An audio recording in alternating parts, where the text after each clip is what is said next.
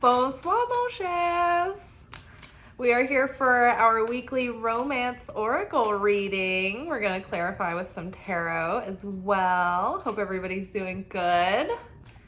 We're just going to check in to see what we need to know for our love lives this week. I already saw the most infuriating Love Yourself First card. Our favorite. Maybe we can get some healing and learning and healing family issues and forgiving and learning. No, come on. Let's see what our story is this week. What's going on? Oh, much better than forgiving and learning very soon. Clearly decide what you want so that it comes to you now.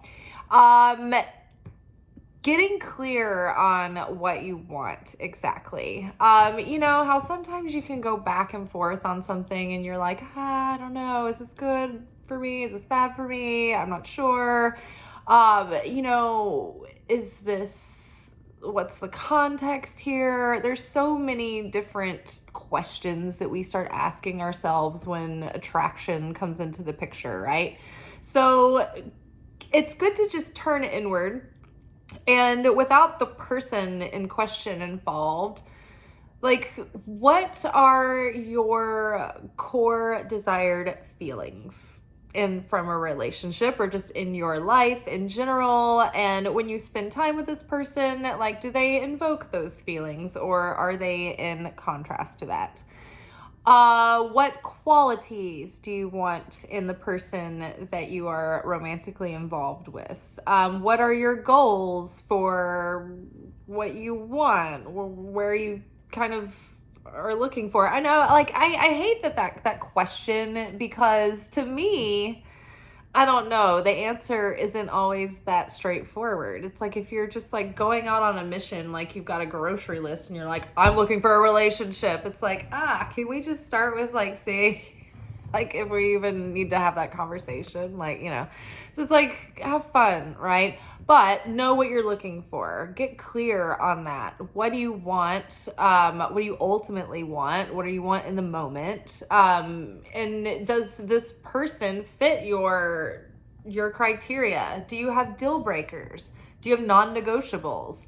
You should. It's really important to get clear on all those things so that you have some sort of like intention and consciousness around the partners that you're choosing. Because then you can, start thinking, okay, in terms of not just deciding based on how you feel, but looking at something with, like a realistic, grounded perspective also. Is this person in alignment with you? Do you want the same things? Are you just doing this to spin your wheels? Are you bored? Are you using that person because you're bored? Or, are you just authentically like, is it authentic? Is it real? So getting clear on what you want. If you're hot and cold back and forth about a person, figure out why. And then, doesn't that give you the answer, right? And then again, not always, because sometimes there are other factors that, you have to take into consideration or you might be confused about and you need to work through some things first. People have different seasons of their life, but in order to send out a clear signal to the universe, in order to rise above your inner conflicting desires. So what day was that? That was Monday. We pulled 5 of Wands. And 5 of Wands a lot of times tells me that there is an inner conflicting desire that is causing a block in whatever you are trying to achieve or manifest. So for instance, this could be like a conflict of interests within yourself that you're not even aware of. For instance, since we're here for our romance reading, if you are, say, in your mind, in your conscious mind, you're like, ooh, I want a relationship. I want intimacy and I'm ready for this. But like, you're like, why do I keep attracting unavailable people? And why do they keep flaking out? Or why do I keep flaking out? Why am I not interested? there could be this fear deep within that you're not realizing, that you're terrified of being open and vulnerable because you are afraid of being brokenhearted or disappointed by someone, or God forbid, disappointing someone else, right? It's like our egos are so fragile when it comes to, all of these questions at hand and putting our heart on the line. And, it's scary to think that, you could get hurt, but it's like, you can't let that hold you back forever, right? You've got to get resilient in the face of rejection and not take it so personally.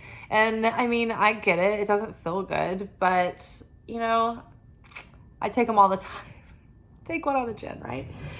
Just get back out there, jump back on that horse. So you've got to get over that, whatever, conflicting desires are within. It's not always just a fear of being hurt that might keep you from attracting a relationship that you think you want. It may also be that, like, you don't want to give up your independence, right? It takes time to nurture a relationship. You have to share your time with someone. So, I mean, I am a pretty independent person. I have a lot of fun on my own, and I have a lot of things that I am always working on, obviously. You guys see me here quite a lot. Then I have another job, and then I have to do other things. So, I mean, that requires that you share your energy and resources and attention with the person. And so maybe on the one hand, it's like you do want someone to share life with, and you want a partner, or you want a, romantic partner. But on the other hand, it's like maybe you're really enjoying being a hermit, I know I love my hermit time. I am almost dangerously too much so. And I have to push myself to, get out there and make an effort. But those are the things that you have to consider. Do you believe inside that you can have, your own personality and your own identity and your own life and still maintain that with another person involved, right? And it's just becoming interdependent and learning those skills. So clearly, again, decide what you want. I know, right? If there's an inner conflicting desire, you think you know what you want, you think you've decided, but you may be unwittingly confused and you don't even know it. So get to the bottom of that. All right. What else? What else do we need to do? Or what kind of mind frame do we need to be in? What kind of mindset? How's our energy? What is this? You deserve love. Okay, so this is the cousin of love yourself first. This is like the love yourself first is like, you don't love yourself, go take a bath, like do something nice, like get to know yourself better. And then you deserve love is like, you have no self-worth. Fuck you. Knowing that you deserve love is a prerequisite of attracting it. Otherwise we'll self-sabotage. And this is highly common. We all suffer from this at some point or another. It's like if we don't think we deserve it, then we might get into a relationship with somebody that we really like, or start dating somebody we really like. And it's not a matter of even chemistry or whether or not we think they're great, but how many times have you heard the old, oh, it's not you, it's me, I'm just not good enough for you? And, a lot of times it's like BS. This is an inner conflicting desire. You just want to be, you just don't want to commit to anything. But sometimes it's authentic. And sometimes people think that they don't deserve, they don't deserve love. They don't deserve a relationship. They don't deserve to be cared for or to be cared about. And it's something that we have to overcome. And it's part of just loving yourself first. But if you don't love yourself, then you don't know how to let other people love you, and you don't know how to love other people. And if you don't love yourself, then it's like you have this maybe unconscious belief or maybe very conscious opinion that you don't deserve love. And so then that causes you to sabotage. It causes, not you, just you, but me, we, all of us. And so then, you either lose interest, or you act out, or you pick fights, or you, I don't know, do other self-sabotaging things in a relationship. So maybe like just give up and throw in the towel and shut down and close off or whatever. But working on just knowing that you deserve love and that you are lovable. Sometimes when this card comes up, I like to read it as like if you were in a situation and you were like, did they care? Or do they like me? Are they attracted? You know, sometimes you're like, was I crazy? Was I making it all up? Like one of those situations. Like sometimes this card has come up to confirm that someone maybe did like the person or whatever. And then in certain situations, I actually have gotten this card, thought that was the case, and then had it confirmed later. So that could be it. We'll pull more. We'll pull tarot cards on that. Okay, let's get 2 more cards from the Romance Angels. Okay, so clearly deciding what we want. We need to make our mind up. Ooh, okay, so worth mentioning. Oh, I just saw 1111 on the time code. So tomorrow or in the morning or whenever you're seeing this on Friday, September 29th, I think. Oh my God, tomorrow's Sukkot, starting at sundown, through sundown Saturday. So that's when we manifest like the turbocharged, like blessing juice of the year. So staying high vibe, like dance party, watch comedy, whatever you can do. Also, tomorrow is a full moon in Aries. And so Aries is all about like rebirth and being like newborn and fresh beginnings and fresh start and like spring energy and like passion and being gung-ho and like getting things started and fiery energy and fiery beginnings. Well, a full moon is like about culmination and releasing, right? And about completion. And so this is this moment where, you know, we're in this like season of Rosh Hashanah, Yom Kippur, where we'd been doing, you know, like 40 days of Teshuvah. Then we had the final 10 days during that where we, you know, let go of the past, clean slate, manifested the new soul. Now we're manifesting all of like the turbocharged juice. And part of Sukkot is actually shaking a lulav. It's like a branch with a lemon on it, and I think something else, another component. But what that does, it's supposed to be like shaking out the negativity, those negative shells, the layers, the klipot. It's shaking those out and away so that whatever we have, you know, left in our energy field that didn't get, you know, vacuumed away during the Rosh Hashanah Yom Kippur extravaganza, then it's like that's, you know, also reinforcing our consciousness around embodying, remembering, okay, now like it's like doing this for like weeks in a row so you can like build the habit and build the consciousness and lay the infrastructure. So it's like every week there's a big event where it's like, okay, what am I letting go of? What am I really letting go of? What do I not want to be anymore? What do I want to elevate? What do I want to transcend? And who is this person that I'm becoming? And how do I embody this new self? And part of it is just cutting away all the things that aren't the new self, right? It's like when Michelangelo carved the David, it wasn't that he was carving the David. He said that he was just chipping away all the things that weren't David. So we're shaking away all the things that aren't us anymore. So in this Aries new moon, we're releasing what we still need to release in order to start new cycles, right? New love cycles, new abundance cycles, new cycles of our focus and intention and our, you know, enthusiasm. You know, sometimes I have to like let go of little projects that I was doing just to be able to reinvigorate my intention and focus on what's important.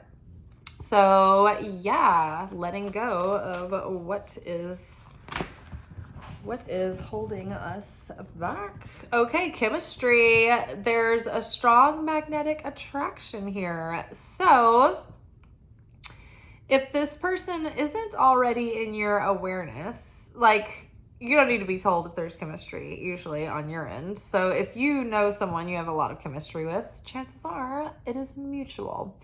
If you don't have anybody on your radar right now, there could be someone coming in very soon. It just seemed very soon. Because you deserve love, right? So yeah. Oh, and back to that whole confirming, like, did they like me? Was I crazy? It's like another confirmation, chemistry. There's a strong attraction here. Also, the more we can let go or become aware of those old subconscious patterns, it's like we're offloading them from our hard drives, and that makes us like more magnetic. It like gets rid of all the things that are like crowding and clouding our hearts, because our hearts are the magnets. It's like our energy and our focus and our like clear vision and our words. It's like that puts out the signal to the universe and kind of like dials your radio dial in. But what draws in the manifestations that you want, or the partner that you want, or, you know, business partners or job opportunities, what you're drawing in is like the desire in your heart is the magnetism, the love, the inspiration, the passion. That is magnetism. And so when you start unblocking like limiting beliefs and, you know, old wounds and, you know, breaking old patterns, this clears up so much energy and space, and it clears away so much of what was blocking the magnetism, and it reinvigorates your inner desire.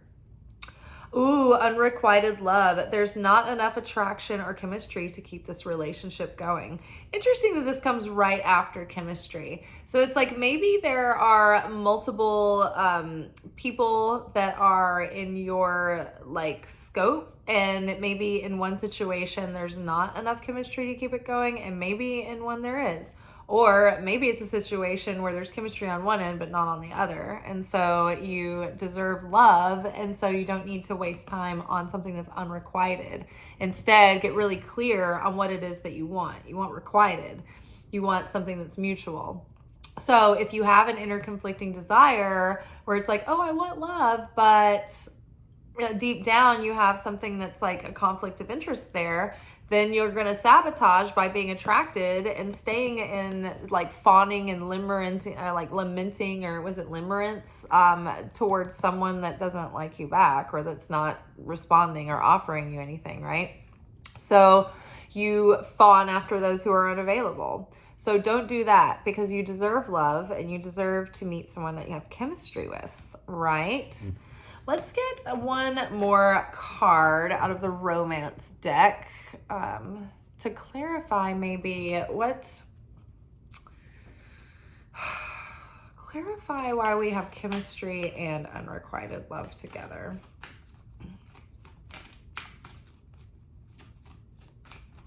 And then we'll pull some tarot cards on that. Ooh, okay. Passion and let your friends help. So allow your heart and soul to sing with joy, ask for and accept support from others. So again, you know, I feel like this is a situation where you're either, there's a situation where you like someone and it is unrequited, and this is a pattern to break so that you can start a new cycle, because very soon something new could come in that does have mutual chemistry involved. Or there might be like multiple people that you are interested in, and you're like, ooh, I haven't clearly decided who's right and who's wrong, or who's good for me and who's not good for me. And so maybe the situation is that somebody's got unrequited love in some situation, like within your options, right? So maybe there's some with chemistry and some that there aren't. Now, chemistry isn't the only factor in, you know, picking out a partner. It should be, for me, it has to be there, but it's not, that's not the only thing required. There's a lot more required. So again, all the things that we were talking about. And, you know, if there's a good trusted friend that you have that has insight into like you deeply as a person, they have intimate knowledge of you and your patterns and your tendencies, and they can give you a fair perspective, maybe go to them about it. I don't suggest going to lots of different people to talk to about your love life, because everybody's going to have an opinion. And the more that you talk about something, it's kind of like becomes evil tongue. It's like you go beyond trying to really work through the problem and like find a solution. And then it just becomes like these empty words that create chaos. So let your friends help, but be discerning about like, talking to someone that knows you really well, that you trust, and that you have like that, they're like a spiritual sounding board with you. And choose like passion also, like it's not the only factor. You need grounded, secure qualities as well. But again, I don't think that I could devote myself to something that had zero passion either. So again, part of what is going to attract in a passionate relationship is for you to feel passionate within your own life. If you don't have passion for your life or anything in it, then you're not going to be in resonance with the vibration of passion. You're either like in vibration with it or you aren't, and that affects the coming and going of it. Okay, clarify very soon. It's going to be like Two of Swords.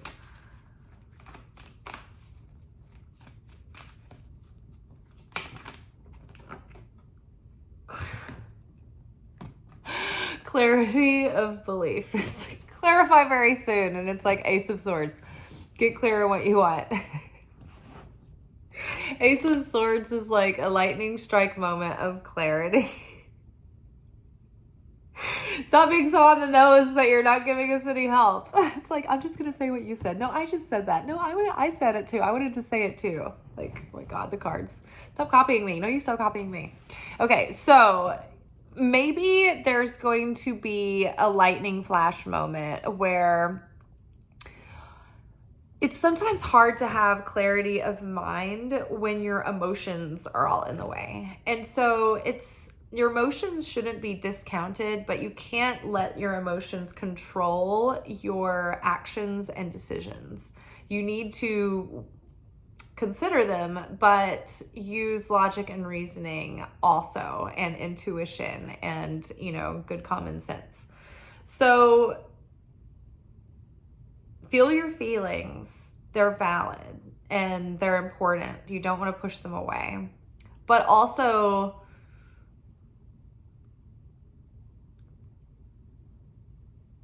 pay attention to the wisdom coming through, not necessarily the mind chatter and the monkey mind, because your ego mind is always wreaking havoc and playing into all of the dark illusions, right?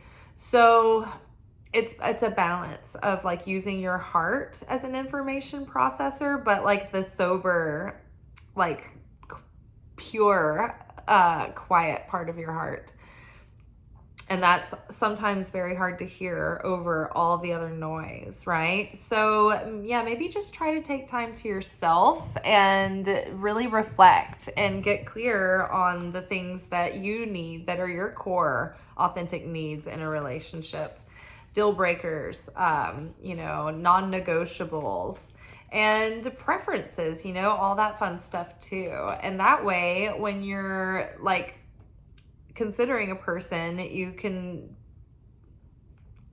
refer to, your list. Okay, let's get more clarity on you deserve love. What more you got to tell us about this?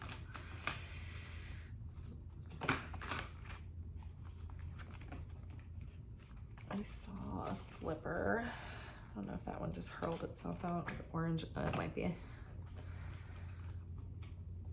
Challenging times. Yeah, no shit. I think that it's the fucking Five of Wands. Okay, so the inner conflicting desire right here. Five of Wands. Challenging times. It's challenging times out there. It's hard times. This is what we just talked about. It's the inner conflicting desires. It's the inner conflict or the limiting belief. So what's really standing in the way of you calling in something very soon and very significant is just getting down to the bottom of what's still left in you that is giving you this lingering sort of like reverberation of an echo of a distant memory that made you believe that you don't deserve love on some level? What's the core wound? What does it trace back to? Do you still believe that, like in your conscious mind, or is it just deeply subconsciously buried? Probably an assumption, right? Created in a moment of childhood, where you may have had a traumatic situation happening. And trauma, like there's a spectrum of trauma. The beginnings of the spectrum of trauma just have to involve a person being emotionally or like ill-equipped to handle a situation on multiple levels, and it causes a chemical reaction of like panic, in their mind. And then their subconscious gets to work and they try to start building defense mechanisms to never have to deal with that situation again and survive at all costs. So it doesn't matter what's real or what's right. It's like, I'll say anything to get you to come along and we're all going to survive and we're going to get through this.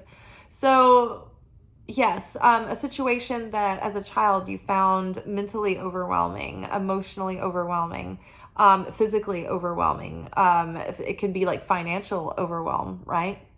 So there's so many factors that can be involved when, things are happening when you're a child, and then you feel overwhelmed and traumatized, and then you come up with stories and reasons and whatever you can do to feel more control. And part of that may have been walking away with the assumption that you don't deserve love, right?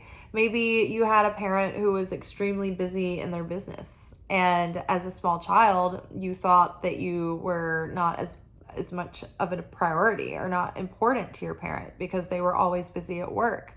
And so maybe you've grown up into an adult and your conscious mind is like, yeah, they just had to work. Like they loved me, they were working for me or whatever. But like the inner child within and the subconscious is still reverberating that whole, well, this is because I don't deserve love, and they weren't around me because I didn't deserve love. And so then you just have this like sort of frequency coming off of you that's like, I must not deserve love. I must not deserve love. And so then it's like, it shows up in like these little subtle ways. It's like, wait, did I have chemistry with them? Like, do I? Like, oh, maybe not. I mean, why would, like it probably wasn't. It was probably nothing, right? And it's like, oh, because you're not thinking, oh, of course they did. Why wouldn't they? I deserve love, right? It's like, it's very sneaky. So examine those inner conflicting desires. Also, challenging times. Five of Wands can also be an outer, so a manifestation of conflict as competition, right? So in dating, it can be very easy or tempting to feel like we're in this like highly competitive world out there, and there's so few good ones left and all of those things. And so especially in the early phases of dating, when you don't have any like solid like exclusivity, I guess, or you don't know for sure if people are like seeing other people, or like maybe you're assuming that like because you're not exclusive they could be, but you're not like, you don't know exactly. So you could be like feeling triggered and feeling like competitive, and I would advise against that. It's unattractive. It reeks of like insecurity, and jealousy is such a low vibration that it starts like shutting down your magnetism.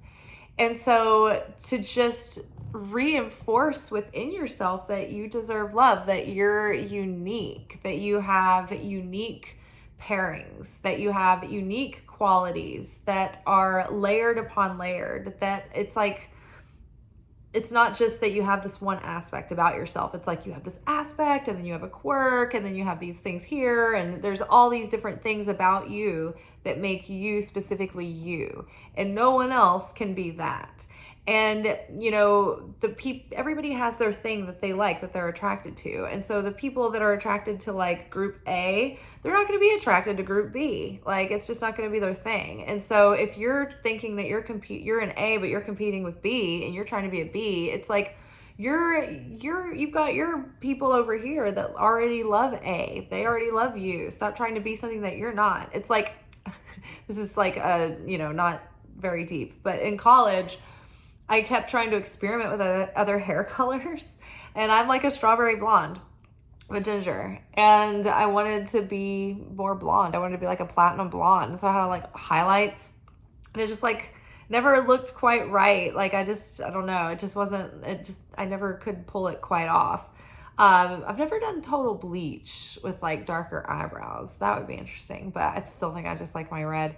And then I tried dark hair, and it was like dark, like auburn, like with like a hint of red, but it was mostly like black, like dark, dark, dark. And I always wanted to have like dark hair and be Penelope Cruz. And I wasn't, and I never will be. I will never look like a brunette. I just look like this. I cannot look like anything else. This is almost like the only haircut that I can even do anymore. It's like I'm a cartoon. I have a whole closet of just like one outfit. Yeah, but it's like trying to be something that you're not, and it's just so awkward, and it never looks right. It never feels right when you're trying to be someone you're not.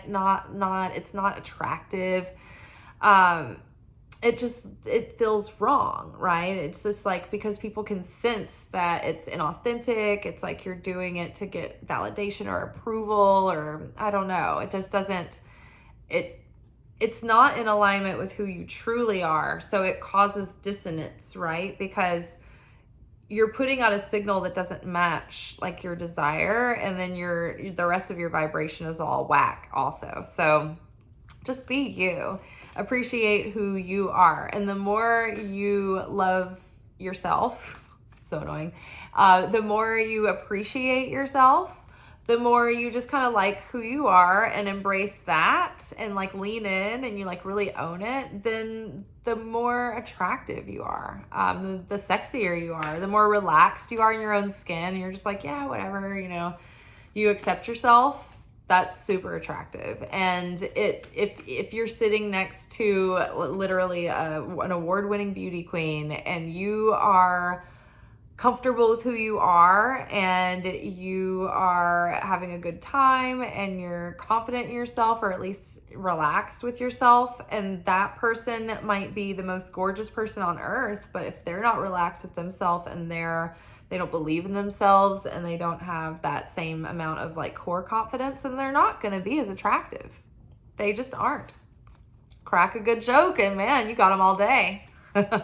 Okay, chemistry. What's up with this chemistry? What do we need to know about the chemistry? Oh, boom. Awaiting results. Do they like me too? So seeds planted. This is a divine timing issue. If you've kind of put it out there and you shot your shot, and you just kind of like have to see where the chips fall. People are in different parts of their process, right? And so sometimes it takes you and another person being in the same mind space and in the same heart space and in the same like readiness at the same time. So 7 of Pentacles talks about seeds well planted, but you can't force anything right now. So the best we can do is do the self-work, do the healing work. In Kabbalah and in many of the metaphysical, systems, we believe that the more healing that you do on yourself, it heals, like remotely does healing on that soulmate that, you're supposed to be with, that's coming in or whatever. And that can be many people.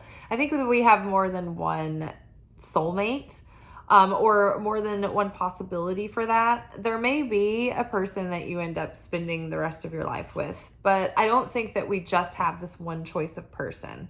I think that we have soul families. I think we have soulmate friends, we have soulmate family members, and then we have soulmate lovers that come in and out for seasons. And sometimes they stay for many years, and sometimes they're brief. And, you know, some people get to marry their soulmate and be together for the rest of their life, and that's great. But right now, we're just sitting around awaiting results, wondering if anybody's out there loving us. Is there any chemistry? Anybody? This thing on? Does this thing work anymore? Okay, so what's up with unrequited love? What's going on with that?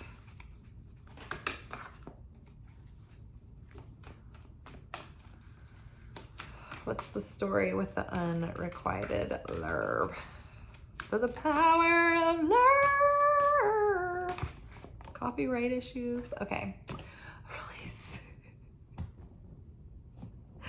Death card. So what's going on with this unrequited love? Death. Just dead. Just nothing. Nothing is going on with this. It's a dead end. Move on. Transformation. Be willing to release the patterns of getting caught up in unrequited love. If someone gives you a no, then take it wholeheartedly and run for the hills. Fine. See you later. Goodbye. Moving on. Do not lament. Do not pine. Heal and move forward. Peace and release. Release. Release this person out of you. They'd probably be like going up in puffs of black smoke, to be quite honest. Not all this light. The light is not leaking out. Or don't leak your light out, actually. When you are like giving your energy to unrequited love, you're leaking your light, and it's not going into your dreams and your goals or attracting someone else. It's just circling around like a dead end that's not going anywhere. So we're really transforming that pattern for us in our lives, and we're moving on because we deserve love and we're ready to call it in. Okay, let's ask about, is the unrequited love and the chemistry related to the same situation, or are these different situations? We can get clarity on that. Heart chakra, clear answer. Thank you for all that clarity. Simply love. Okay, so working on the heart chakra, healing the heart, top priority, making sure that your heart chakra isn't blocked. If your heart chakra is blocked, then you're blocking out abundance, you're blocking out creative inspiration, you're blocking out beauty and enjoyment with friends, you're blocking out love in all ways. So, and you don't want to be blocking Venus. Venus is love and money and life purpose and security and all of that. So make sure that you're working on opening the heart chakra so that you're not hot and cold with, oh my God, that could be the situation too. It's like maybe somebody's hot and cold and maybe they just are back and forth, on and off. But let's get one more clarifying card about like, are the chemistry and unrequited love related to the same situation? Finding balance. I heard a noise. So this is Two of Pentacles. This is juggling. Okay, so this is two different people.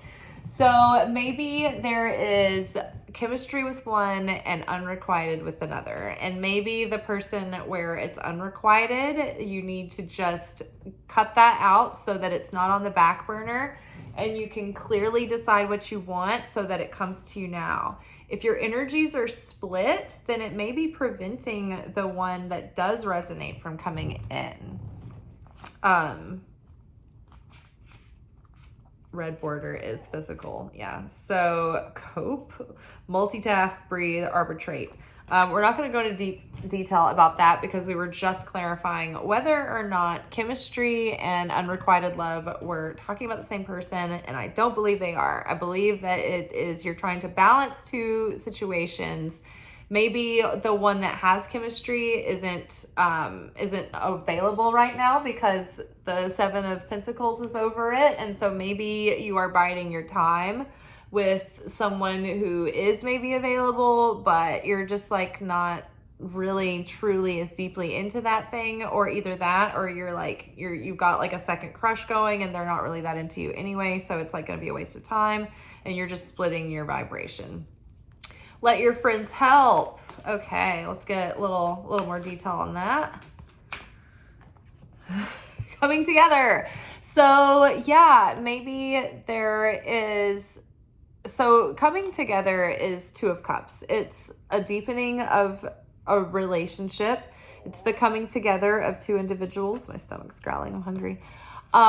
It is the beginning of a new relationship, and it's a deepening of a bond. So it could also be a new friendship as well, or two friends like bonding over something or getting closer. So maybe there's a friend that, maybe there's a mutual friend that you can talk to that maybe has some insight or perspective. Otherwise, maybe your friend is the crushy crush and you're coming together. Shh, don't say that. Okay, passion. What else? Passion. Coming together. I was born in the gutter. Okay. Passion. Just something clarity on this. Oh, okay.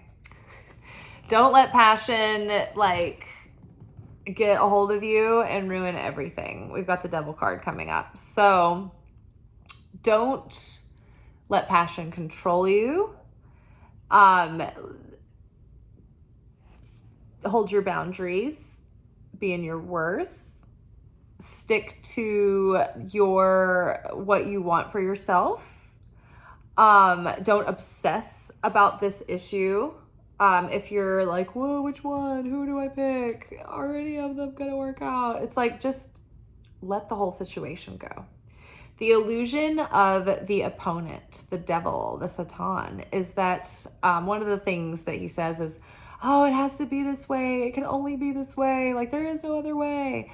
Another greatest hits, oh, this could never work out. Oh my God. Or I can't live without this person. This is the only person I'll ever love. You know, it's like none of these things are true. Anytime you think that this one material vessel is the only way and there's no other option, then you are putting your focus and your worship and your value on the engraven image and not the light within the vessel. What you are wanting really is to be fulfilled and connected with the light of the Creator. And you feel the light of the Creator within the people that we have our comings and goings with. And what you have to realize is that the Creator will show up to you the way that you need the Creator to in that moment through the people presenting to you as relationship suitors, the way that needs to be that way in that moment. If it doesn't work out with this person or with either of these people or with all of them or the whole group, so you got a whole football team out there or a girls basketball team, good for you. If it doesn't work out with them, what is aligned will come, right? And so that gives you the freedom to be able to release and walk away and trust that what is meant for you, you can let go and it will come back, right? If you love a flower, leave it. If you love a bird, like, let it go from the cage, free it from the cage, right? Don't keep your heart in a cage and don't keep someone else's heart in a cage. Letting go, giving someone freedom. It's like you can't make someone love you. You can't make someone do anything. You may be able to pull it off for a while, but eventually they will rebel against that. The only thing you can really do is control you and allow the person to come to you because it's of their own accord and because they want to, and you to them as well. Yeah, giving someone freedom. That is the only way that you can really build trust. Now, I am not saying like give someone freedom to go cheat on you in a relationship. I'm not into that kind of thing. I'm like, yeah, not really. I like monogamy. I don't like dealing with a lot of people in a situation. Early dating is different, but like, long-term things, like, I don't know. I feel like it doesn't really lead to good things for me personally. But yeah, so just expect the opponent to always be getting its little dirty, sticky fingers in your love life and in every part of your life. And so just be aware that it pulls the strings on your ego, right? And being authentic and not approaching relationships from a point of like an ego power struggle is going to save you a lot of time and grief. Don't put someone on a pedestal. That's going to save you a lot of time and grief. Be able to walk away and let go of what's not right or what's unrequited. And don't get caught up in the thinking that there's no other way and that this is the only choice, right? There's always going to be another choice. If someone leaves you, Creator will send you another person that's aligned, right? That's even better. If you want that, right? You will never be destitute. All right, you guys, destitute to be a pariah. We have gone long enough. I'm so sorry. These videos are so long, 45 minutes. But then again, I guess I don't know. Sometimes some of those podcasts out there are like 3 hours. Like I can't do all that. All right, y'all. I'm cutting it off. Ciao.